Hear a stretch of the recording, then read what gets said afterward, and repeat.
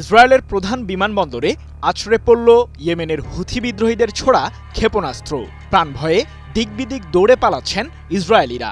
এ খবর শুনে ইসরায়েলগামী ভারতের একটি বিমানও আকাশপথেই পরিবর্তন করল গন্তব্যের ঠিকানা। এদিকে ফিলিস্তিনের গাজায় চলছে বেনিয়ামিন নেতানিয়াহুর চরম আগ্রাসন। এমন পরিস্থিতিতে প্রকৃতিও দেখালো নেতানিয়াহুকে তার আসল রূপ, যার ফলে টালমাটাল অবস্থা বিরাজ করছে পুরো ইসরায়েলে। তবে হুথিদের বিরুদ্ধে প্রতিশোধ নেওয়ারও ঘোষণা দিয়েছে ইসরায়েলের প্রতিরক্ষা বাহিনী আইডিএফ।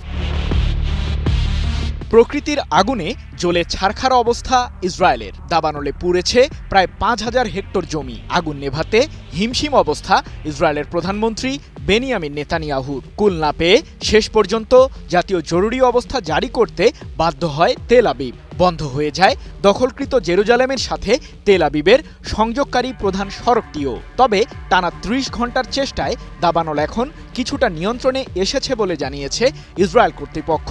৩রা মে এমন তথ্যই জানিয়েছে ভারতীয় সংবাদ মাধ্যম উইয়ন নিউজ।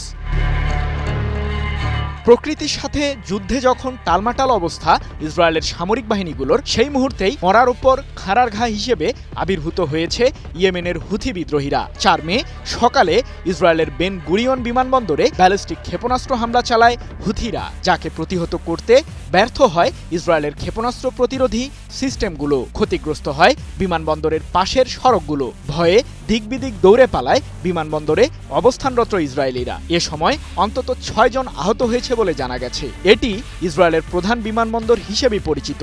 হামলার ঘটনার পরই ফ্লাইট ওঠানামা বন্ধ করে দেয় বিমানবন্দর কর্তৃপক্ষ। এক প্রতিবেদনে বিষয়টি নিশ্চিত করেছে ব্রিটিশ সংবাদ মাধ্যম বিবিসি।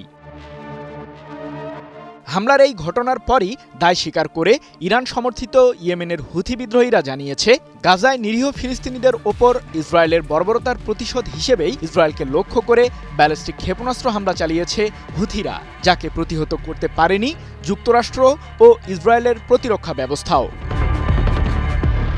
হুথিদের এই হামলার বিরুদ্ধে প্রতিশোধের ডাক দিয়েছে ইসরায়েলের প্রতিরক্ষা বাহিনী আইডিএফ। এ প্রসঙ্গে দেশটির প্রতিরক্ষা মন্ত্রী ইসরায়েল ক্যাটস বলেন, যে আমাদের আক্রমণ করবে আমরাও তাদের ওপর আগ্রাসন চালাবো।